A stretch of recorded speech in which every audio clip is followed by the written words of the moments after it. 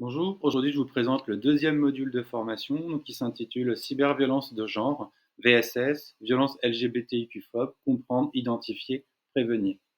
Alors quelques mots d'introduction, donc on parle de VSS, de VHSS, de VSST, de violence LGBTIQ-phobe. Alors pour prévenir les cyberviolences de genre systémiques, il conviendra notamment d'apporter des éléments de repère conceptuels et réglementaires, mais également de faire le présupposé de l'unité et d'une égale respectabilité. L'idée est de compenser le continuum des violences, souvent silencieuses, silenciées ou minimisées, qui laissent des traces profondes sur les individus et freinent le développement harmonieux des organisations. Donc des masculinités, masculinisme au double standard, en passant par le non-consentement, la notion de contrôle coercitif, rien n'est tabou. Je pense aussi au sexisme ordinaire, aux violences de genre, aux violences sexuelles, autant de situations urgentes qui se produisent aussi en ligne à identifier, repérer, prévenir. Donc quelques questions que l'on peut poser par rapport à cet intitulé. Que recouvrent ces cyberviolences sexistes et sexuelles? Que faire en cas de cyberviolence? Comment les identifier, les nommer, les prévenir?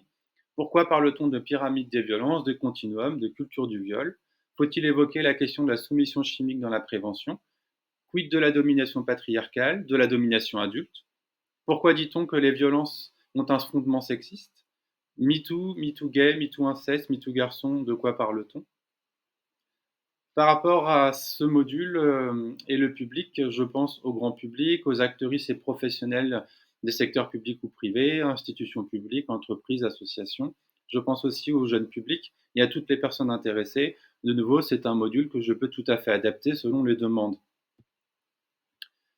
Quelques objectifs, par rapport à ce module, donc définir les cyberviolences de genre, comprendre les enjeux liés aux questions de prévention, identifier les causes et les conséquences de ces violences, interroger les rapports sociaux de domination, de subordination, de pouvoir fondés sur l'ordre du genre, comprendre les conséquences sur la santé des femmes et des personnes LGBTIQ, interroger le positionnement épistémologique de l'invisibilisation, donc ça je pense notamment au travail de Caroline Deyer, connaître le cadre légal et les obligations de l'employeur, recueillir et traiter des signalements, mettre en place des actions d'information et de prévention sur les questions de violence de genre, interroger ses pratiques professionnelles et ses idées reçues, favoriser l'inclusivité et le respect de la dignité de chacun et de chacune, voilà, et comprendre que le respect et l'inclusion sont des droits et non des privilèges.